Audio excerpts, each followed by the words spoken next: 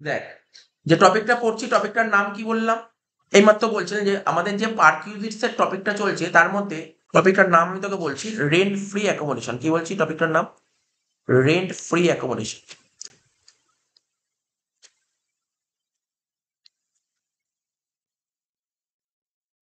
Rent free accommodation টপিকটার নাম কি বললাম? Rent free accommodation. ঠিক আছে তো, রেন্ট ফ্রি অ্যাকোমোডেশন লাইনটার নাম শুনেই বুঝলো যে অ্যাকোমোডেশন মানে থাকার জায়গা।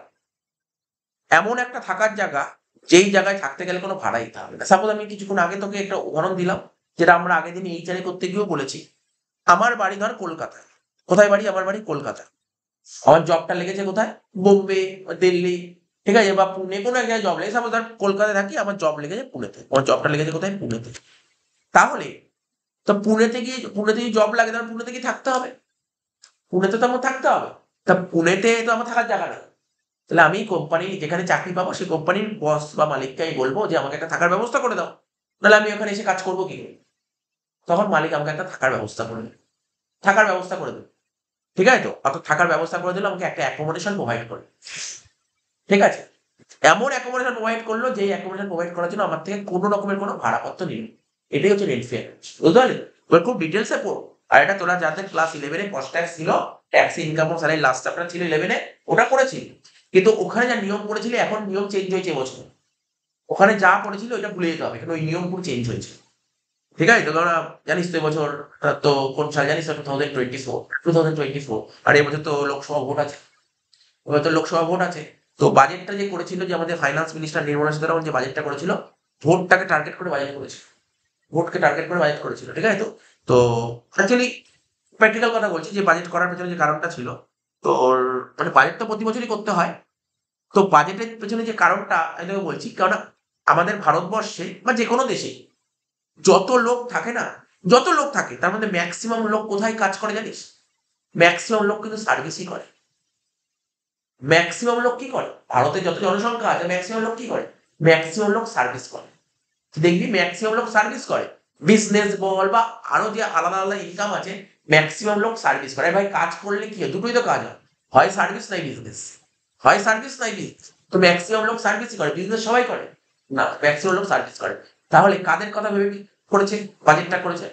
ম্যাক্সিমাম ভোট ব্যাংকটাকে দেখতে হবে। ঠিক আছে তো? তো এটা করেছে। এখানে যা নিয়ম করেছে এইগুলোই আমি তোকে বলছি। আগে যা নিয়মটা ছিল, আগে আমি বলছি যে আগে 15% ছিল। আগে স্যালারি 15%, স্যালারি 15% ট্যাক্স দিতে হতো। এখন সেটাকে 10% দিতে হবে। তাহলে বল, যারা চাকরি করে তাদের ভালো হলো না খারাপ হলো? আগে ওদের 15% ট্যাক্স দিতে হতো, এখন সেটা 10% ট্যাক্স দিতে হবে, 5% কম দিতে হবে। তো বা ভালো তো, ভালো কাজ করেছে, ভোট দেবো। যাই হোক, তো কি বলছে দেখ, টপিকটাকে বুঝতে হবে, ধরে ধরে বুঝতে হবে। Valuation of accommodation. এই অ্যাকোমোডেশনের ভ্যালুটা কি করে বের করবো? এই যে অ্যাকোমোডেশনের ভ্যালুটা কি করে বের করবো? দেখ, প্রথমে লিখে valuation of accommodation rent free. Rent free সেকশনটা কি আছে?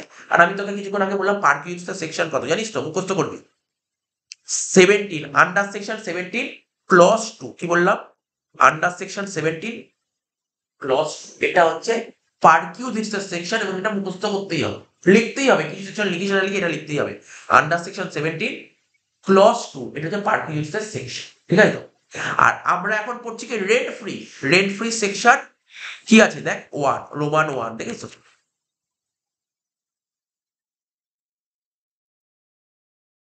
ঠিক আছে, তাহলে দেখতে পারলি কি লেখা আছে? Under section 17 clause 2। ঠিক আছে, clause 2 sub clause Roman 1, sub clause Roman 1। তাহলে এটা হচ্ছে কি? Rent free. কিন্তু কনসেশনালটা কি? Concessional under section 17 clause 2 sub clause Roman 2। তার মানে রেন্ট ফ্রি মানে রোমান 1, রেন্ট ফ্রি মানে রোমান 1, আর কনসেশনালে কি হবে? রোমান 2। এবার যারা চাকরি করে, ভাব যারা চাকরি করে, যারা সার্ভিস করে, কেউ গভর্নমেন্ট সার্ভিস করে, কেউ গভর্নমেন্ট করে, আর কেউ নন গভর্নমেন্ট করবে। অর্থাৎ কেউ গভর্নমেন্ট করবে, কেউ গভর্নমেন্ট নন গভর্নমেন্ট করবে। তাই আমি তাই রুল করেছি দেখ। রুলটা কি করেছি? রুলটা কেমন করেছি? যারা গভর্নমেন্ট চাকরি করে তাদের জন্য কি রুল আছে, আবার যারা আদার এমপ্লয় মানে যারা নন গভর্নমেন্ট করে তাদের জন্য কি রুল আছে। আর একটা কি বলেছে? হোটেল। জেনারেলি আমাদের আসে না, জেনারেলি আমাদের আসে না, প্রফেশনাল কোর্সে আসে, যারা সিএ বা সিএমএ সিএস পড়ে তাদের আসে হোটেলটা। ঠিক আছে? বাট আছে, আমি যাই বলে দেবো একদম। কিন্তু আমার পরীক্ষায় আসবে, স্যার আমার পরীক্ষায় কোনটা আসবে বলুন না, আমি বলেছি কোনটা আসবে। যেমন পরীক্ষার আগের দিন বা পরীক্ষার দিন সকালবেলা কোনটা রিভিশন করে, আমি বলে শুধু এইটুক করে চলে যাস, আদার এমনি নন গভর্নমেন্টই আছে, গভর্নমেন্টও দেয়, নন গভর্নমেন্টই দেবে। তাহলে কি কি বললাম বুঝতে পারছিস, গল্পটা মাথায় রাখতে হবে। তাহলে কি বললাম, আমি কি বলছি, রেন্ট ফ্রি অ্যাকোমোডেশন, কি বললাম, রেন্ট ফ্রি অ্যাকোমোডেশন। আচ্ছা এখন যে রুলটা বলছি রেন্ট ফ্রি অ্যাকোমোডেশনের জন্য এই রুল, কনসেশনের জন্য সেম রুল, রুল চেঞ্জ নেই, দুটোরই সেম রুল, রেন্ট ফ্রি হোক বা কনসেশন সেম রুল। তাহলে এটা হলে কার হবে, একটা গভর্নমেন্ট এমপ্লয়ি হবে আর একটা নন গভর্নমেন্ট হবে, ঠিক আছে, আর একটা হোটেল বলেছে, গভর্নমেন্ট নন গভর্নমেন্ট আর হোটেল। গভর্নমেন্ট, গভর্নমেন্ট বলতে কোন গভর্নমেন্ট জানিস, গভর্নমেন্ট ক রকমের হয়, কটা গভর্নমেন্ট হয় জানিস, তিনটে গভর্নমেন্ট হয়, central government, state government, local authority বলা হয়, ঠিক আছে, central government, state government, local authority. তো দেখ government employee provided by government, কি স্টেটও হতে পারে আবার সেন্ট্রাল হতে পারে, কিন্তু দেখ পরে লিখে দিই local authority is not cover, এর মধ্যে লোকাল অথরিটি কভার হচ্ছে, লোকাল অথরিটি এর মধ্যে আসছে না, স্টেট অর সেন্ট্রাল। কি বলেছে এখানে, প্রথম পয়েন্ট, প্রথম বক্সে কি লিখি দেখ সুন্দর করে, আনফার্নিশড আর একটা ফার্নিশ। স্যার আনফার্নিশড কাকে বলে, বলতে কোশ্চেন করতে হবে, স্যার আনফার্নিশড কাকে বলে। আচ্ছা সাপোজ ধর আমি পুনেতে চাকরি করতে গেছি, পুনেতে আমাকে একটা ঘর দিয়েছে, ঘর দু রকমের হয়, একটা সাজানো গোছানো ঘর আর একটা খালি ঘর, বুঝতে পারলি, একটাকে বলে সাজানো গোছানো ঘর আর একটা বলে খালি ঘর, বুঝতে পারছিস। খালি ঘর মানে শুধু ঘরই দিয়েছে, ঘরে কিছু নেই, শুধু ঘরটাই পড়ে আছে, বুঝতে পারলি, ফাঁকা ঘর, কিচ্ছু নেই ঘরে, এটাকে বলা হয় আনফার্নিশড, বুঝতে পারলি। আনফার্নিশড কাকে বলে, ফার্নিশড কাকে বলে, আমি তোদের বলছি, ধর দেখবি অনেকে বাইরে থেকে পড়তে আসে, অনেকে বাইরে থেকে পড়তে, এরকম সিম্পল উদাহরণ বলছি, বাইরে থেকে পড়তে আসে, যেমন আমার এক স্টুডেন্ট এমবিএ করতে গেছে, অনেকেই করতে গেছে, পুনেতে এমবিএ করতে গেছে, তো ওরা কি এখান দিয়ে কি খাট নিয়ে গেছে, বিছানা নিয়ে গেছে, ওরা কি এখান থেকে আলমারি নিয়ে গেছে, বোঝ ব্যাপারটা, ওরা জামা কাপড় কাচার জন্য ওয়াশিং মেশিন নিয়ে গেছে, ওরা ঠান্ডা জল খাওয়ার জন্য ফ্রিজ নিয়ে গেছে, বুঝতে পারছিস। হ্যাঁ ওখানে একটা ঠান্ডা লাগে না, ঠান্ডা কাপড় লাগে, কিন্তু এমন জায়গায় কেউ তার ঠান্ডা লাগলো, তার জন্য কি এসি নিয়ে যাবে, বুঝতে পারলি, যে গরম জায়গা ওগুলো এসি নিয়ে যাবে। তাহলে এই জিনিসগুলো ওরা যখন যারা নেয় না, এরকম ফেসিলিটি দেখে নেয়, আমি ভাড়া বেশি দেবো, ধর কোনো স্টুডেন্ট কাছে আমি ভাড়া বেশি দেবো, সেটা নেই, কিন্তু আমার এই ফেসিলিটি আছে তো, বোঝার চেষ্টা কর, ফ্রিজ আছে তো, আমি এমন ঘর ভাড়া নিচ্ছি এখানে ফ্রিজ আছে। আচ্ছা আমি এমন ঘর ভাড়া নিচ্ছি যেখানে মানে কি বলবো, ধর ফ্রিজ বললাম, এসি আছে তো, আমি এমন ঘর ভাড়া নিয়েছি সেখানে টিভি আছে তো, খাট আছে তো, আলমারি আছে তো, সোফা আছে তো, ডাইনিং রুম আছে তো, যারা ভাড়া নেয় অনেকেই অনেকেই ভাবে ভাড়া নেয়। এটাকে বলা হয় কি জানিস তো, ফার্নিশড অ্যাকোমোডেশন, ফার্নিশড, বুঝা গেল। এমন অনেকে নেয়, এটা হচ্ছে টাকার উপর ডিপেন্ড করে, কারোর হাতে যদি খুব ভালো টাকা থাকে তখন সাজানো গোছানো ঘর নেবে, আর যদি কারোর হাতে সেরকম টাকা পয়সা না থাকে, ও তখন বাড়ি থেকে জিনিসপত্র নিয়ে যাবে। কি বললো বুঝতে পারছিস তো, এটাকে বলে ফার্নিশ আর আনফার্নিশ তফাৎটা, বুঝতে পারলি তো, একটা ফার্নিশড হয় একটা আনফার্নিশ, ফার্নিশ মানে সাজানো গোছানো, বুঝতে পারলি, পুরো সাজানো গোছানো ঘর। আমার এক স্টুডেন্ট ও ওইখান দিয়ে নিয়ে যায় জিনিসপত্র, ও ওখানে গিয়ে ওর বাবা নিয়ে গেছিল যখন ওকে, পুরো বলছে ঘর ভাড়া বেশি দেবো কোনো অসুবিধা নেই, কিন্তু একদম সাজানো গোছানো ঘর নেই। কি বললো এখান দিয়ে সব নিয়ে যাবে, আবার ২ বছর পড়াশোনা করে করে আবার চলে আসবে, আবার অনেকে নেয় না, অনেকে কি করে সাজানো গোছানো ঘর নেয়, তার জন্য একটু ভাড়া বেশি দেয়, বললে বুঝতে পারলি তো। তাহলে বুঝতে পারলি ফার্নিশ কাকে বলে, আনফার্নিশ কাকে বলে, বোঝা গেল, ফার্নিশ কাকে বলে, আনফার্নিশ কাকে বলে। আনফার্নিশ মানে কোনো সাজানো গোছানো ঘর না, আর ফার্নিশ মানে পুরো সাজানো গোছানো ঘর। তাহলে বুঝতে পারলি আনফার্নিশড আর ফার্নিশড, এটা যে গভর্নমেন্ট এমপ্লয়ির কথা বললাম। এবার নন গভর্নমেন্ট এমপ্লয়ি, ওটাও একই হতে পারে, আনফার্নিশড আর ফার্নিশড, সবার ক্ষেত্রে একই নিয়ম। দেখ আমি প্রথমে অঙ্ক করছি, দেখিস তো অঙ্ক করতে পারছি না, করতে পারবো না তো, আগে থিওরি না পড়লে অঙ্ক করবি কি করে? থিওরি তোকে করতে হবে, ট্যাক্সের হচ্ছে এটাই একটা ব্যাপার, থিওরি করতে হবে। প্রথমে কি বলেছে, অ্যাকোমোডেশন প্রোভাইডেড বাই গভর্নমেন্ট, মানে স্টেট বা সেন্ট্রাল, গভর্নমেন্ট যদি তো থাকার জায়গা ব্যবস্থা করে দেয়, গভর্নমেন্ট, স্যার গভর্নমেন্ট কেন ব্যবস্থা করে দেবে, তুই যদি গভর্নমেন্ট দেখ, তুই ধর আগে টাটা কোম্পানি চাকরি করছিস, তোকে নিশ্চয়ই তখন গভর্নমেন্ট ব্যবস্থা করে দেবে না, তুই টাটা কোম্পানি চাকরি করলে কে ব্যবস্থা করে দেবে, টাটা কোম্পানি ব্যবস্থা করবে। তুই যদি এখন সেন্ট্রাল গভর্নমেন্টে চাকরি করিস, সেন্ট্রাল গভর্নমেন্ট ব্যবস্থা করে দেবে, তুই স্টেটে চাকরি করলে স্টেট গভর্নমেন্ট ব্যবস্থা করবে, বুঝতে পারলি তো কি বললাম। এখানে বলছে accommodation provided by the government, তুই তো স্টেট বা সেন্ট্রালে কাজ করছিস, তো গভর্নমেন্টই ব্যবস্থা করবে, তখন তো টাটা কোম্পানি আসবে ব্যবস্থা করতে। তো এখানে কি হলো, আনফার্নিশড আর ফার্নিশ, প্রথমে আনফার্নিশ বলি পরে ফার্নিশ বলি, দেখ আনফার্নিশড কি। যারা সরকারি চাকরি করে তাদের জন্য রুলটা কি, ভালো করে দেখ কি লেখা আছে, license fee fixed by government, government তোর লাইসেন্স ফি ঠিক করে দেবে, গভর্নমেন্টে ঠিক করে দেবে। তুই ধর আজকে ধর কোনো একটা, সাপোজ তুই একটা ভালো জায়গায় চাকরি করছিস, কোনো একটা সরকারি দপ্তরে চাকরি করছিস, গভর্নমেন্ট সেক্টরে চাকরি করছিস, তাহলে তোর চাকরি তোর তো একটা স্যালারি আছে, স্যালারি আছে, সেই অনুযায়ী একটা সরকার একটা তোর জন্য লাইসেন্স ফি ডিটারমাইন করবে, সরকার ঠিক করে দেবে, বুঝতে পারলি তো, সরকার লাইসেন্স ফি ডিটারমাইন করবে। তাহলে কি লিখলাম, license fee determine by the government, ব্যাস হয়ে গেল, এইটুকুই, এইটুকুই গভর্নমেন্ট এমপ্লয়ি হলে এইটুকুই আনফার্নিশড, ঠিক আছে তো। এখন বলবি স্যার এখানে কি একটা মাইনাস করেছি দেখতে পাচ্ছি, এই দেখ না, যখনই এই মাইনাসটা কখন হবে, বলছে এমপ্লয়ি থেকে কিছু টাকা, লাইনটা কি লেখা আছে পর, অ্যামাউন্ট রিকভার ফ্রম এমপ্লয়ি, এমপ্লয়ের থেকে কিছু টাকা পাওয়া হচ্ছে। তার কি বলেছিলাম, এমপ্লয়ি থেকে যদি কিছু পাওয়া যাবে কি রে, কনসেশনাল বলেছিলাম মনে পড়ে।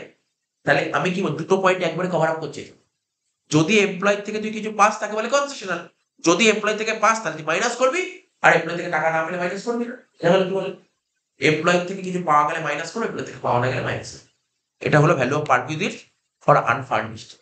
স্যার ফার্নিশড কি করে হবে, আনফার্নিশড তোর বেরিয়ে গেল, বল আনফার্নিশড তোর বেরিয়ে গেল। ফার্নিশড কি, তোকে ধর এমন একটা ঘর দিচ্ছে, তোর গভর্নমেন্ট এমপ্লয়ির কথা বলছি, তোকে এমন একটা ঘর দিয়ে ফাঁকা ঘর দিচ্ছে, ঠিক আছে, আনফার্নিশড হয়ে গেল। এইবার শুধু থাকার ঘর দিয়েছে তো, এবার তুই বলবি যে তুই তখন ডিমান্ড করতে পারিস যে আমাকে কিছু, মানে কিছু এর মধ্যে ঘরটাকে সাজিয়ে দাও, তোকে ধর ঘরটা সাজিয়ে দিবি, কি সাজায় ঘরের মধ্যে, কি সাজিয়ে দিবি, সাপোজ ধর তুই একটা টিভির ব্যবস্থা করে দিতে পারবি, টিভি দিয়ে দিল, একটা আলমারি দিয়ে দিল, ঠিক আছে, একটা ফ্রিজ দিয়ে দিল, ব্যাস, বা শুধু টিভি দিল, এটা হতো শুধু টিভি ব্যবস্থা করে বাকি টিভি ব্যবস্থা করে দিল। তাহলে এই টিভিটাকে বলছে ফার্নিচার, কি লেখা যায়, টিভিটাকে বলছে ফার্নিচার, টিভিটাকে বলছে ফার্নিচার, বুঝছিস তো, টিভিটাকে বলছে। এখন তুই বলিস না স্যার টিভিটা কি করে ফার্নিচার হয়, এটা তুই বলতে পারিস না, এটা ইনকাম ট্যাক্সে বলে দিয়েছে। তুই বলবি তোরা আবার বলতে স্যার ফার্নিচার মানে কাঠের জিনিস হয়, ফার্নিচার মানে কাঠের জিনিস, টিভি কি করে কাঠের জিনিস হয়। এখানে ইনকাম ট্যাক্সে প্রপারলি প্রভিশনটা বলে দিয়েছে, বলছে এখানে ফার্নিচার বলতে not only wooden product, furniture বলতে not only wooden product, electrical product হতে পারে। তার মানে ফ্রিজ ফার্নিচারের মধ্যে পড়তে পারে, ঠিক আছে, রেফ্রিজারেটর, তারপর যে ফ্রিজার, ঠিক আছে তো, তারপর ওয়াশিং মেশিন, টিভি, এই আলমিরা, এগুলো সব ফার্নিচার মধ্যে, সব ফার্নিচার। নিচে লেখা আছে, আমি পরে বলছি, এখানে এর নিচে লেখা আছে কোথায় আমি দেখছি, একটু নিচের দিকে যদি আসিস,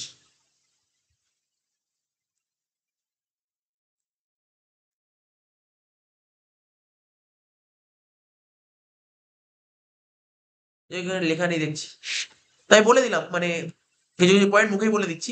ফার্নিচার বলতে এখানে কি, এখানে ফার্নিচার বলতে নট অনলি, কি বললাম, wooden product, not only wooden product, শুধু উডেন প্রোডাক্ট না, তোর ইলেকট্রিক্যাল গুডসও হতে পারে, এটাও ফার্নিচারের মধ্যে। তাহলে এবার ফার্নিচার সম্পর্কে একটা প্রশ্ন আছে, ফার্নিচারটা কি মালিক দিয়েছে, ভালো করে শোন, ফার্নিচারটা কি মালিকের নিজের কেনা, যেমন ধর, তোকে একটা টিভির ব্যবস্থা করে দেবে, টিভিটা কি মালিকের টিভি, মালিকের টিভি থাকতে পারে। এখন তুই বলিস স্যার মালিকের টিভি যদি না থাকে, মালিকের কাছে টিভি না থাকে, টিভি দেখবি করে, তখন কি করে দেবে, মালিক তখন টিভিটা ভাড়া করে আনবে, ওই ব্যাপারটা ভালো করে বলছো। আজকে ধর আমি গভর্নমেন্ট সার্ভিস করি, ঠিক আছে, আমাকে একটা থাকার ব্যবস্থা করে দিচ্ছে, আমি বললাম ঠিক আছে থাকার ব্যবস্থা করে দিলে একটা টিভির ব্যবস্থা করো, ব্যাস আমার আর কিছু দরকার, টিভির ব্যবস্থা করো। তো মালিকের কাছে যদি টিভি থাকে মালিক টিভি দিয়ে দেবে, যদি টিভি না থাকে টিভিও দিতে হবে, টিভি না থাকলে কি করবে, তখন টিভিটা ভাড়া করে দেবে। কি বললাম বোঝা গেল, টিভিটা ভাড়া করে দেবে। স্যার যদি মালিকের কাছে টিভি থাকে তাহলে কি হবে, যদি মালিকের কাছে টিভি থাকে তাহলে টিভির যত টাকা ভ্যালু তার 10% ডেপ্রিসিয়েশন হবে।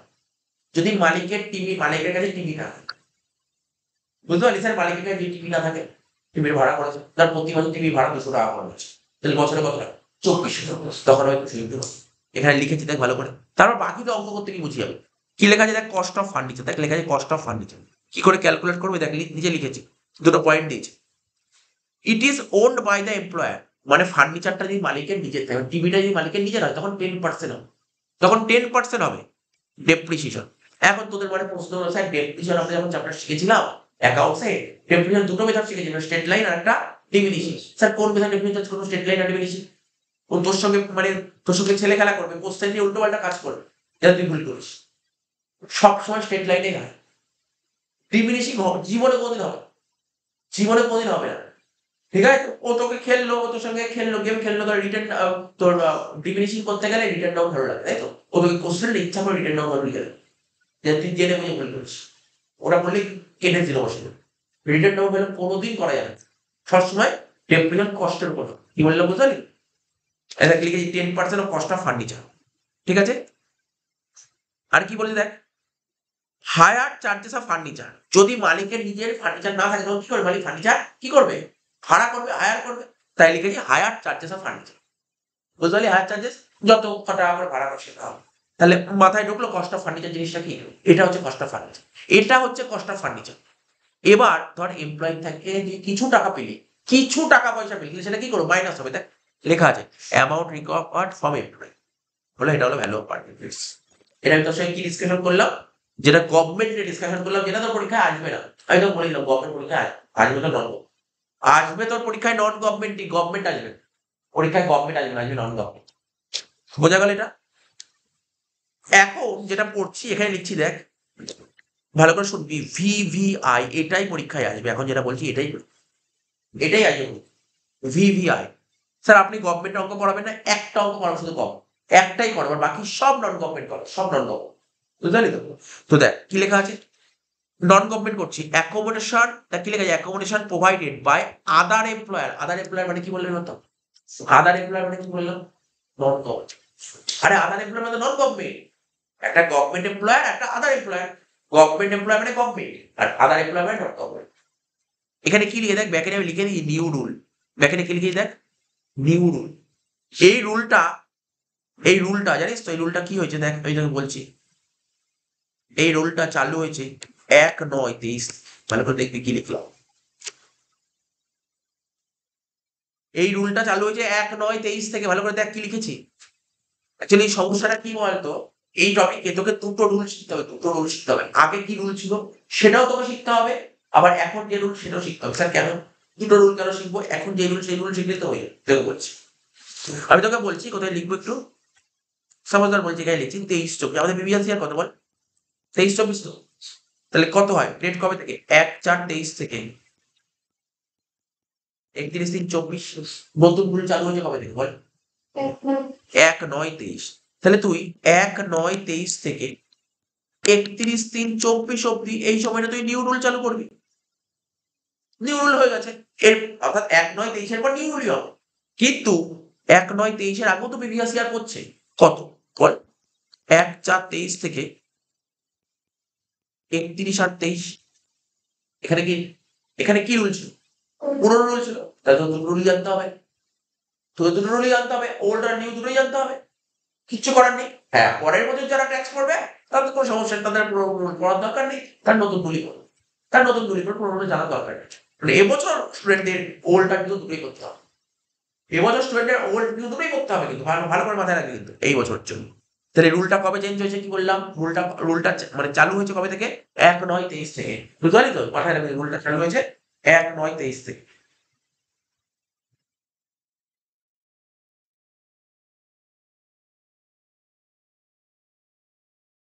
তোকে মাথায় রাখতে হবে।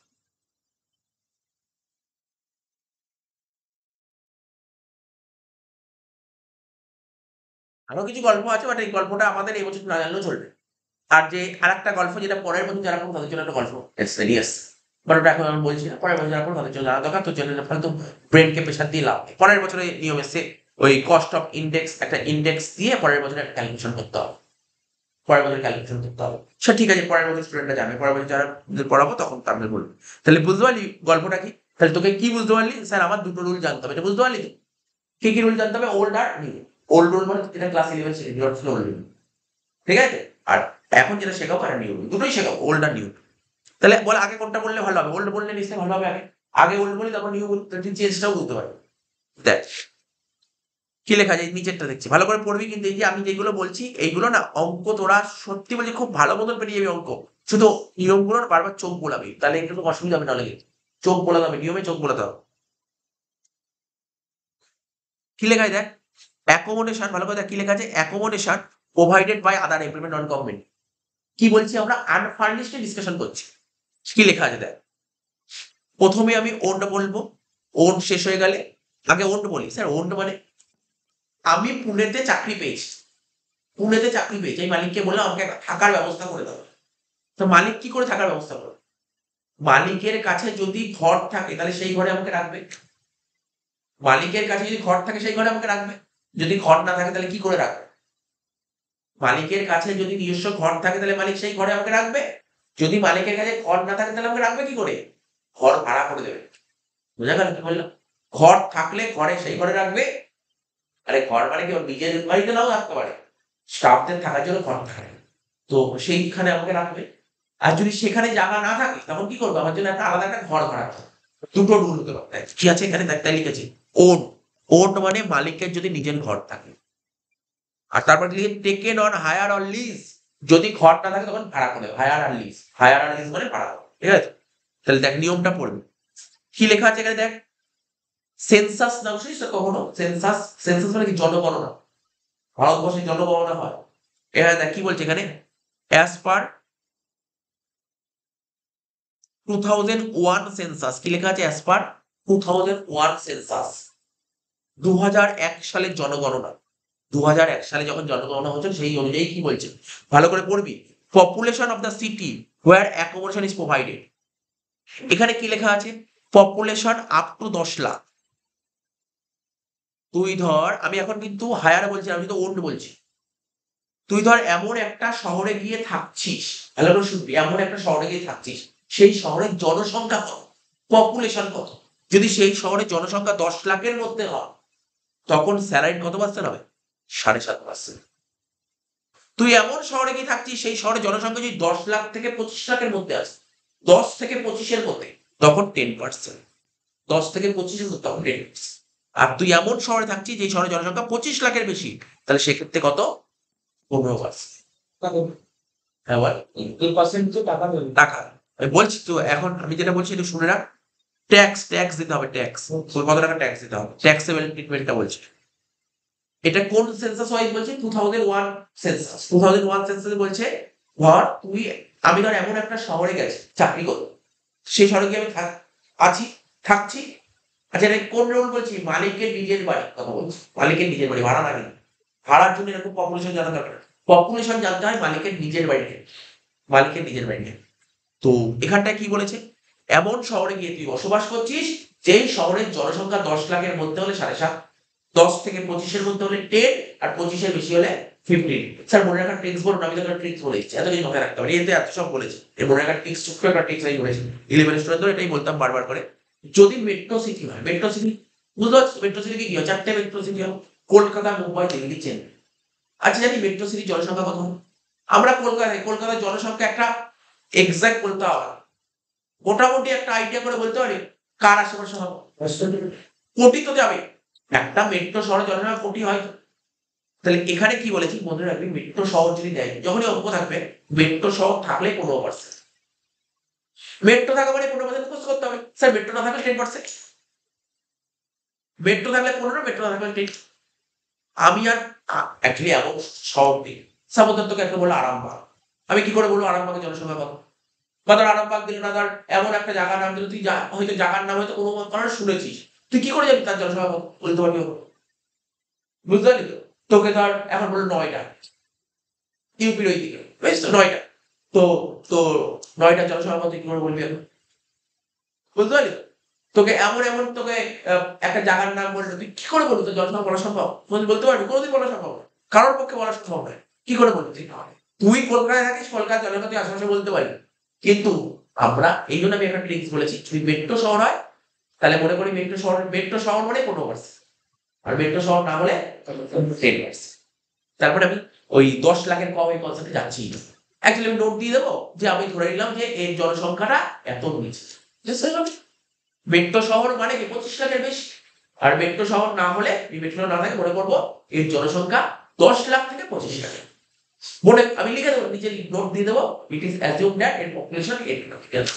কোনো সমস্যা নেই, নাম্বার মধ্যে কাটো। তাহলে আমি কি বললাম বল? এটা ওল্ড রুল বললাম, ভালো করে বলবি, আমি ওল্ড রুল বললাম। স্যার নিউ রুল কি হয়েছে? আমি কি বলেছি? এই যে এটা তৈরি করেছে, সামনের বছর ভোটটাকে টার্গেট করে, 24-এর ভোটটাকে টার্গেট করে এটা বলেছে। তার মানে কি আগে যারা 7.5% ট্যাক্স দিত, এখন 7.5 দেবে, যাচ্ছে একটু কম হবে, কি মনে হয়? যদি ভোটমুখী বাজেট হয় তাহলে যেটা কম করতে হবে, বেশি করলে তো ভোটমুখী বাজেট হচ্ছে না, কম করতে হবে। এখানে যারা 10% ছিল তার 10 টাকা কমাতে হবে, আর এখানে যারা 15 ছিল এটাকে কমাতে হবে। দেখি কি নিয়ম বলেছে, কি বললাম বুঝতে পারলি তো? আর এই নিয়মটা কবে থেকে কবে হবে চালু বললাম বল, এইমাত্র বললাম বল। 1/4/23 থেকে। ওল্ড রুলটা কবে হবে? 1/4/23 থেকে 31/8/23।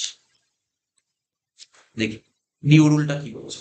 নিউ রুল দেখ, নিউ রুল কি বলছে, এটা কোন সেন্সাস হয়েছিল 2001, আর এই সেন্সাসটা কবে, তার সেন্সাস 10 বছর অন্তর জন্ম হয়। 21 তো হয়নি, তখন তো জানিস তো কেন, কোভিড চলছিল, ঠিক আছে। 2011 সেন্সাস, কি লেখা আছে 2011 সেন্সাস, বুঝতে পারলি, 10 বছর পর বলছে as per 2011 census population of the city where accommodation is provided. কি লিখেছে দেখ, ভালো করে দেখবি কিন্তু, পড়বি কিন্তু, কোনো সমস্যা নেই। 3টে পয়েন্ট বলেছে, পপুলেশন আপ টু 15 লাখ। প্রথমটায় পয়েন্ট কি ছিল, নিচেরটায় ওল্ডের সঙ্গে নিউটা কম্পেয়ার, তাহলে বুঝতে সুবিধা হয়। দেখ এখানে কি ছিল, পপুলেশন 10 লাখ ছিল, এখন সেটা 15 লাখ। স্যার 10 লাখ ছিল 15 লাখ কেন?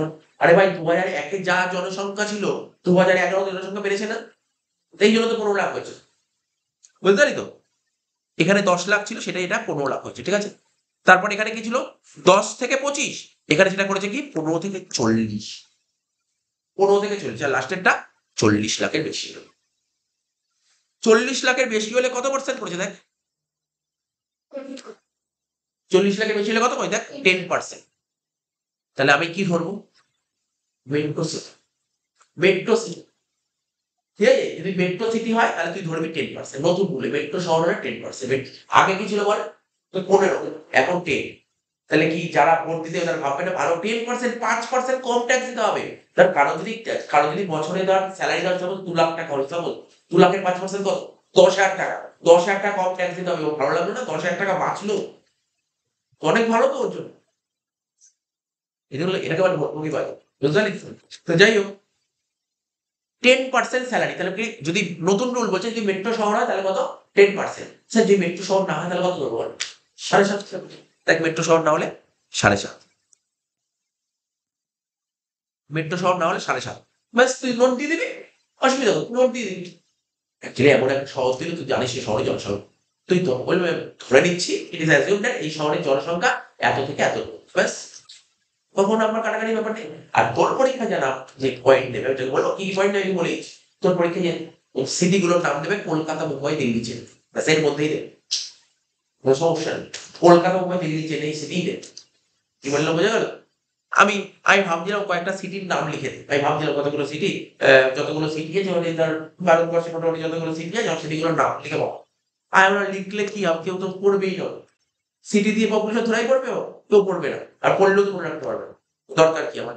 তার চেয়ে বরঞ্চ এই কনসেপ্টটা বলে দিই তাহলে হয়ে যাবে। বল বোঝা গেল কি বললাম? দুটো কনসেপ্ট মাথায় রাখতে পারবি। বল, প্রথমে ওল্ডে কি ছিল, ওল্ডে ছিল 2001 সেন্সাস, আর নিউতে সেন্সাস কি ছিল 2011। ওয়ানের সেন্সাসে প্রথমে ওল্ডেরটা বলি, ওল্ডে কি ছিল বল, 7.5, 10 আর 15, তাই তো। এখানে কত হয়েছে বল, 7.5, 5, 7.5 আর 10, মনে রাখার কোনো ব্যাপার না। ওল্ড আর নিউর মধ্যে শুধু এটাই চেঞ্জ হয়েছে, স্যালারি এইটাই চেঞ্জ হয়েছে।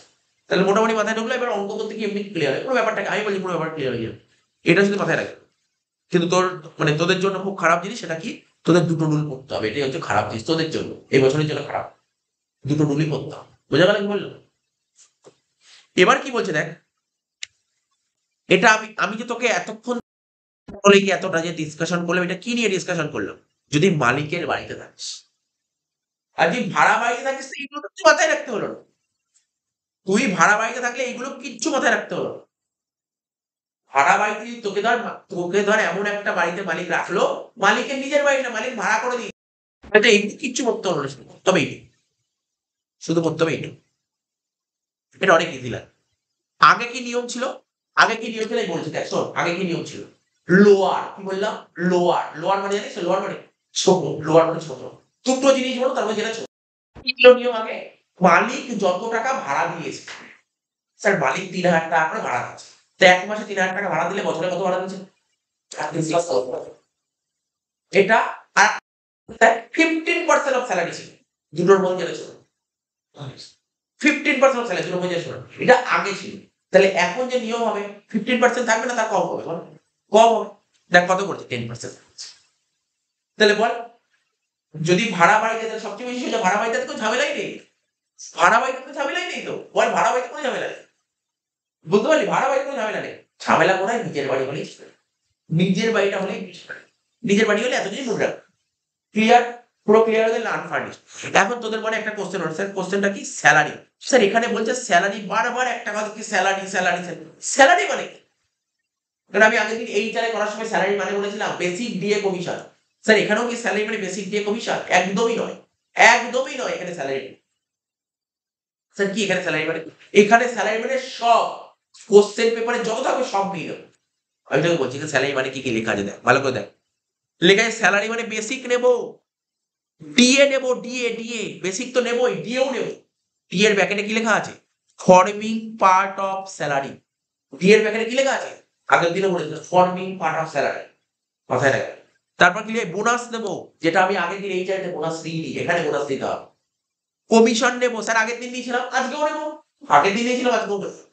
তারপর অল ট্যাক্সেবল অ্যালাউন্সেস, আগের দিন যেটা পেয়েছিলি স্যার অল ট্যাক্সেবল অ্যালাউন্সেস মানে যেমন কতগুলো অ্যালাউন্সের নাম বলছি মনে রাখো।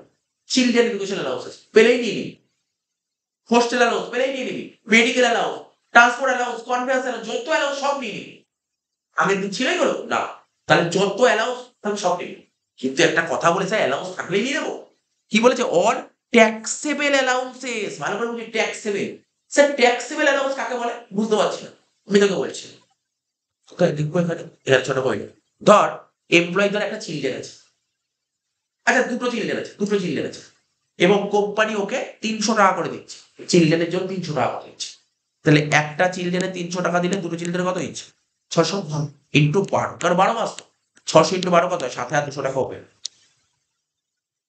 কত টাকা ছাড় পাওয়া যায়? চিলড্রেন পড়াশোনা করলে বলেছিলাম 100 টাকা করে ছাড় পাওয়া যায়, 100 টাকা করে ছাড় পাবে দুজন চিলড্রেন ইন্টু 12, তাহলে কত হচ্ছে? 2400। 4 12 8 আর হচ্ছে 3 7 4,800, এইটাকে বলে ট্যাক্সেবল। 4,800 হচ্ছে ট্যাক্সেবল। তার মানে এই 4,800 টাকা, বুঝতে পারলি কি বললাম? 4,800 টাকা রাখ, তার মানে 7,200 আসবে না, 2,400 আসবে, আসবে 4,800, এটাকে বলে ট্যাক্সেবল। বাকি তো অঙ্ক করতে কি বুঝি যাবে। তাহলে কি কি নিব বুঝতে পারলি তো? হ্যাঁ স্যার বুঝতে পারলি।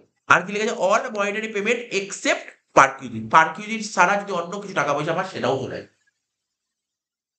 স্যালারির মধ্যে কোনগুলো আসবে এটা বলে দিয়েছে। কি কি আসবে না স্যালারির মধ্যে বলে দিয়েছে। স্যালারির মধ্যে তুমি কি কি নিতে পারবে না? ডিএ নেবে না।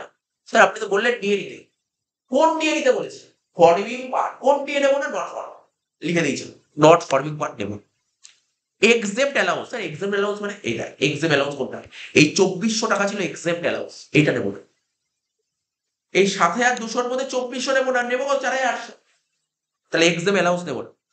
পারকিউজিটস নেবো না, এটা আগেই লিখেছি, পারকিউজিটস নিতে নেই। আর কি? Employer contribution to provident fund, মানে এমপ্লয়ার থেকে যে প্রভিডেন্ট ফান্ডের কিছু টাকা পয়সা পাওয়া যায় সেটাও নিতে নেই। কোন রকমের কোনো রিটায়ারমেন্ট বেনিফিট মানে গ্র্যাচুইটির টাকা, লিভ স্যালারির টাকা, পেনশন টাকা নিতে নেই। ব্যাস এই তো ছিল। এই যে নিতে আছে কি পুরো ধরে ধরে বলে দিলাম, এর বাইরে কিছু যে কোনো অঙ্ক ইজিলি পারা যাবে। এই যে আমি যেটা বোঝালাম তারপর যে একটা অঙ্ক পড়ে পড়ে ফেলা যায় না, যে কোনো অঙ্ক পারা যায়, এটা পারকিউজ কোন ব্যাপার না।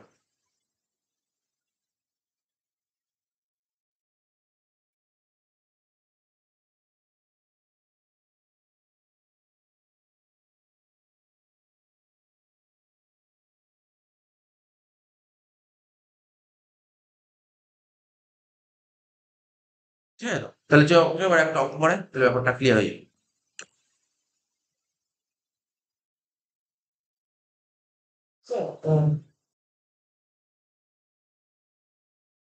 তাহলে বুঝতে পারলি? এই এটা বলছে, এটা কি বললাম বলতে, এইগুলো তো কি বোঝালাম বল?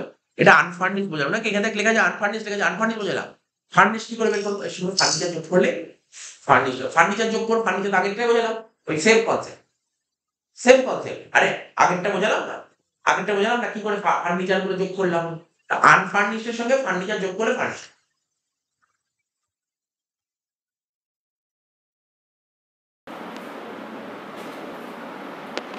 আচ্ছা, এরপরে দেখো কি বলছে, accommodation provided in a hotel.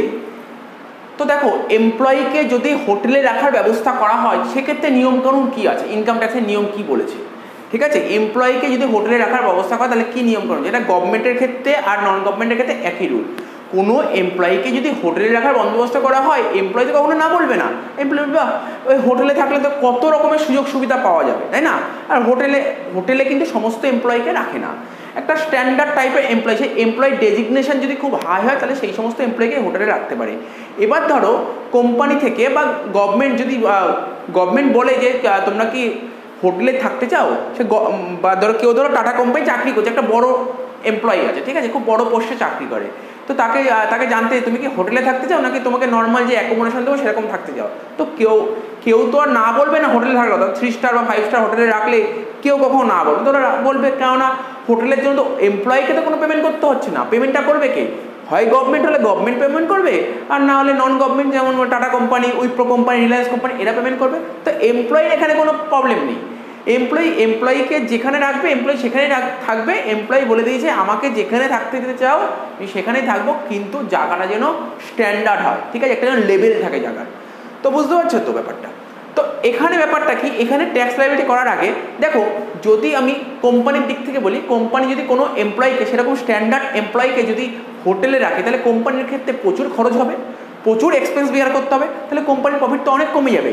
R company যদি প্রফিট কমে যায়, তাহলে প্রফিট কমে যাওয়া মানে ইনকাম কমে যাওয়া, আর ইনকাম কম হলে কোম্পানি গভর্নমেন্টকে ট্যাক্স কম দেবে, তাহলে গভর্নমেন্ট বলছে এখানে তো আমার প্রচুর লস হয়ে গেল।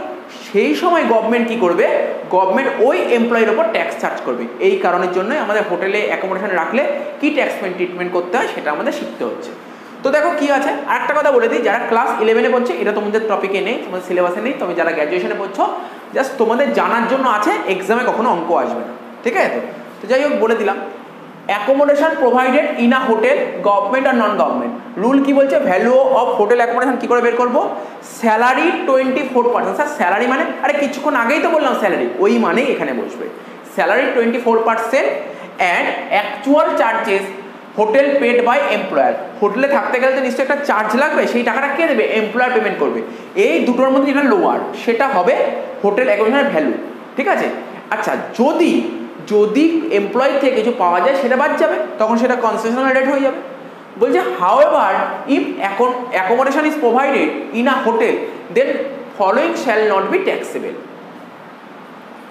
যদি এমপ্লয়িকে যদি হোটেল অ্যাকোমোডেশন দেয়, সেক্ষেত্রে এর নিচে দুটো পয়েন্ট লেখা হয়েছে, সেটা ট্যাক্সেবল। স্যার দুটো পয়েন্ট কি, হোটেলে রাখা হলো, ব্যাপারটা বোঝার চেষ্টা করো, যেই এমপ্লয়িকে হোটেলে রাখার ব্যবস্থা করে, সেই হোটেলে যদি এমপ্লয়ি যদি 15 দিনের কম থাকে, তাহলে কোনো ট্যাক্স নেবে না, ওর উপর কোনো ট্যাক্স চার্জ হবে না। অ্যান্ড কি বলেছে, if accommodation is provided on transfer of employee from one place to another place, অর্থাৎ একটা প্লেস থেকে, ধরো এমপ্লয়ির কথা যে বলছিলাম, এমপ্লয়ি আসানসোলে জব করছিল, ঠিক আছে, আসানসোলে একটা অ্যাকোমোডেশনও ছিল, সেখান থেকে ও দিল্লির যে নয়ডা শহর আছে ওখানে ও শিফটিং হয়েছে। তো ওখানে নয়ডাতে শিফটিং হতে গিয়ে সমস্ত জিনিসপত্র নিয়ে যেতে কোম্পানি জয়েন করতে বেশ কিছু সময় লাগবে, সেই কদিন ও হোটেলে থাকলো। সেটা যদি 15 দিনের কম থাকে তাহলে কোনো ট্যাক্স চার্জ হবে না, 15 দিনের বেশি থাকলে ট্যাক্স চার্জ হবে না। একটা সিটি থেকে যখন আর একটা সিটিতে ও ট্রাভেল করছে, ঠিক আছে, একটা সিটি থেকে আর একটা সিটি ট্রাভেল করতে বেশ তো কিছু সময় লাগবে, তো সময় লাগাচ্ছে বড় কথা, ওখানে যে নয়ডার যেখানে অ্যাকোমোডেশন ওকে দিয়েছে, সেই অ্যাকোমোডেশনের সেট হতে গেলেও তো ওকে একটা নির্দিষ্ট কিছু টাইম লাগে, সেই টাইমে যে হোটেলে থাকে এবং সেই টাইমে যদি 15 দিনের কম হয় তাহলে কোনো ট্যাক্স চার্জ করবে না। আশা করি কিছুটা হলেও বুঝতে পেরেছো। তারা বলছে সি বলেছে valuation of more than one house on transfer. দেখো এই কেসটা বলে দিই, ধরো আমি এমপ্লয়ি, আমি ধরো আসানসোলে একটা জব পেয়েছি, আসানসোলে আমাকে কোম্পানি থেকে একটা অ্যাকোমোডেশন দিয়ে সেখানে আমি আমার ফ্যামিলি নিয়ে বসবাস করছি। এবার আমার ট্রান্সফার হয়েছে কোথায়, যেটা বললাম নয়ডাতে আমার ট্রান্সফার হয়েছে, তো নয়ডাতে আমাকে গিয়ে কাজ করতে হবে, তার মানে আমার অ্যাকোমোডেশনটা এখন আমার কোথায় হয়ে গেছে, নয়ডায় হয়ে গেছে। এইবার দেখো প্রথমে কি আমি নিশ্চয়ই ফ্যামিলি নিয়ে ওখানে যাবো না, আগে আমি নয়ডায় যাব, কিছুদিন থাকবো, আমাকে ওখানে একটা অ্যাকোমোডেশন যেখানে ঠিক করে দিয়েছে সেই অ্যাকোমোডেশনে আমার বাড়ির যত জিনিসপত্র আছে সব জিনিসপত্র ওখানে নিয়ে গিয়ে শিফট করব, তারপর আমি আমার ফ্যামিলিকে নিয়ে যাবো। তার আগে কিন্তু ফ্যামিলিকে নিয়ে যাবো না, আমি ফ্যামিলিকে নিয়ে গিয়ে রাখবো কোথায়, ঠিক না, আমাকে আগে পুরো ব্যাপারটা গুছিয়ে দেবে, তারপর তো ফ্যামিলিকে নিয়ে যাবো। ব্যাপারটা বোঝা যাচ্ছে তো। তো সেই সময় এবার আমাকে যখন নয়ডার অ্যাকোমোডেশন কোম্পানি থেকে দিয়ে দিল, তখন কোম্পানির মালিক বললো তোমার আসানসোলে যে অ্যাকোমোডেশন চলে, যে অ্যাকোমোডেশন চাবি দিতে, আমি বললাম কেন চাবি দেবো, আরে আমি ওখানে গিয়ে শিফট করি, আমি ওখানে শিফট করলাম, ওখানে সমস্ত কিছু গুছিয়ে নিই, সমস্ত দেখে নিই, তারপর আমি তোমাকে চাবিটা দিয়ে দেবো। বললো ঠিক আছে। তখন এটা ইনকাম ট্যাক্সের যুক্তিও আছে, মানে গভর্নমেন্টও এটা মেনে নিয়েছে, বলছে এটা স্বাভাবিক, এটা হতেই পারে, এটা না হওয়ার কিছু নেই, ঠিক আছে। এর জন্য আবার গভর্নমেন্ট কিছু রুল বেঁধে দিয়েছে। কী রুল বেঁধে দিয়েছে সেটা পড়ছে। In case of transfer from one place to another place, in case of transfer from one place to another place মানে আসানসোল থেকে যদি নয়ডায় যায়, if employee is provided house at new place, if employee is provided house at new place, okay একটা নতুন প্লেসে provide করেছে house বা অ্যাকোমোডেশন, অর্থাৎ এটা নয়টাতে প্রোভাইড করেছে, and also allow to retain house at the old place, মানে এটা আসানসোলের ফ্যামিলি রেখে দিয়েছে। নিয়ম কি বলছে government, for the first 90 days from the date of transfer, যেদিন ট্রান্সফার করছে সেই দিন থেকে 90 দিন মানে 3 মাসের মধ্যে ওকে ফাইনালি ফ্যামিলি নিয়ে শিফট হতে হবে, ঠিক আছে তো। তাহলে ভ্যালু অফ ওয়ান হাউস, তাহলে যে কোনো value of one house which ever is lower shall be taxable. আসানসোলের হাউসেরও ট্যাক্স ট্রিটমেন্ট বের করবো, আবার নয়ডার হাউসেও ট্যাক্স ট্রিটমেন্ট করবো, যেটা লোয়ার সেটাই হবে, সেটাই গভর্নমেন্ট ট্যাক্স চার্জ করবে। আর বলছে আফটার 90 days, যদি 3 মাসের মধ্যেও যদি আসানসোলের বাইরে থাকতে না পারি, সেক্ষেত্রে দুটো বাইরেই ট্যাক্স চার্জ করবে, ঠিক আছে, বোঝা গেল। এবার কি বলেছে, the above rule shall not apply. কোথায় এই রুলটা অ্যাপ্লাই হবে না, এই রুলগুলো কোথায় অ্যাপ্লাই হবে না, এই যে অ্যাকোমোডেশন, হোটেলে যে অ্যাকোমোডেশন দিচ্ছে এখানে কোথায় এই রুলটা অ্যাপ্লাই হবে না, ভালো করে পড়ো। বলছে accommodation provided by the employer, accommodation provided by the employer, employer যে অ্যাকোমোডেশন প্রোভাইড করছে shall be tax free perquisites হয়ে যাবে, ট্যাক্স ফ্রি পারকুইজিটস হয়ে যাবে if the accommodation is provided to an employee working in mining site. Employee যদি mining সাইটে job করে, যদি অয়েল এক্সপ্লোরেশন সাইটে চাকরি করে, বা কোনো প্রজেক্ট এক্সিকিউশনে কাজ করে, বা ড্যাম সাইট বা পাওয়ার জেনারেশন সাইটে যদি কাজ করে, তো এমপ্লয়ি যদি এরকম সাইটে কাজ করে, তার মানে এমপ্লয়ের কাছ থেকে এমপ্লয়ি যে অ্যাকোমোডেশন পাবে সেটা ট্যাক্স ফ্রি পারকুইজিট বলে গণ্য হবে, ঠিক আছে তো। হুইচ ইজ বলছে being of a temporary nature, ঠিক আছে, ওকে এমন একটা জায়গা দিয়ে টেম্পোরারি নেচার, ঠিক আছে, and having plinth area not exceeding 800 square feet, ঠিক আছে, এমন একটা জায়গা দিয়েছে যেই জায়গার এরিয়া হচ্ছে 800 স্কোয়ার ফিট, ঠিক আছে, কি বলছে নট এক্সিডিং 800 স্কোয়ার ফিট, ঠিক আছে, সেইখানকার এরিয়াটা 800 স্কোয়ার ফিট নয়, ঠিক আছে তো, বা বলতে পারো 800-র মধ্যে। ইজ লোকেটেড, অর্থাৎ ও যেখানে জব করছে সেই এরিয়া থেকে 8 কিলোমিটার দূর from the local limit of any municipality or cantonment board, ঠিক আছে, অর্থাৎ ও যেখানটায় কাজ করছে, যেখানে ও প্রজেক্ট ইভ্যালুয়েশনের সঙ্গে যুক্ত আছে, বা অয়েল এক্সপ্লোরেশন সাইটে যুক্ত আছে, বা মাইনিং সাইট বা ড্যাম সাইট বা পাওয়ার জেনারেশন, যেখানে ওর কাজটা হচ্ছে, যেই লোকালিটিতে কাজ হচ্ছে সেখান থেকে 8 কিলোমিটার দূর হচ্ছে, 8 কিলোমিটার দূর মিউনিসিপ্যালিটি এরিয়া বা ক্যান্টনমেন্ট বোর্ড এরিয়া, ঠিক আছে, বা ও এমন একটা সিটি আছে যেই সিটিটা হচ্ছে রিমোট এরিয়ায়। স্যার রিমোট এরিয়া মানে, তাহলে দেখো এখানে বলছে রিমোট এরিয়া মানে কি বলছি, রিমোট এরিয়া বলতে সেই এরিয়াকে বলছে that is located at least 40 kilometre, মানে 40 কিলোমিটার দূরে ফ্রম দ্য টাউন, শহর থেকে 40 কিলোমিটার দূরে, হ্যাভিং আ পপুলেশন, ঠিক আছে, সেই টাউনের জনসংখ্যা কত, not exceeding 20,000 based on latest published all India census. তাহলে বোঝা গেল আজকের ক্লাসে আমরা কি করালাম, ভ্যালু অফ অ্যাকোমোডেশন শেখালাম, রেন্ট ফ্রি অ্যান্ড কনসেশনাল, ঠিক আছে তো। লাস্টে এটা হোটেলটা করলাম, হোটেলটা তোমাদের যারা গ্র্যাজুয়েশনে পড়ছে জাস্ট রুলটা একটু জেনে রাখো, জানার জন্য এক্সামে আসবে না, জানার জন্য শিখে রাখলাম। তো ব্যাপারটা বোঝা গেল। আর একটা কথা এটা বলেইছি, যদি সুপ্রিম কোর্ট বা হাইকোর্টের জাজরা যদি রেন্ট ফ্রি অ্যাকোমোডেশন পায়, তার রুল কি আছে স্যার, সুপ্রিম কোর্ট বা হাইকোর্টের জাজরা যদি রেন্ট ফ্রি অ্যাকোমোডেশন পায়, এখন প্রশ্ন হলো সেটা কি অ্যাকোমোডেশন ফ্রি, ফার্নিশ না নন ফার্নিশ, সে ফার্নিশড অ্যাকোমোডেশন পাক বা নন ফার্নিশড অ্যাকোমোডেশন পাক, পুরোটাই এক্সেম্পটেড, কর মুক্ত, মাথায় রাখবে, অর্থাৎ বলতে পারো ট্যাক্স ফ্রি পারকুইজিটস। তো আজকের ক্লাসটা এখানেই শেষ হয়ে যাচ্ছে।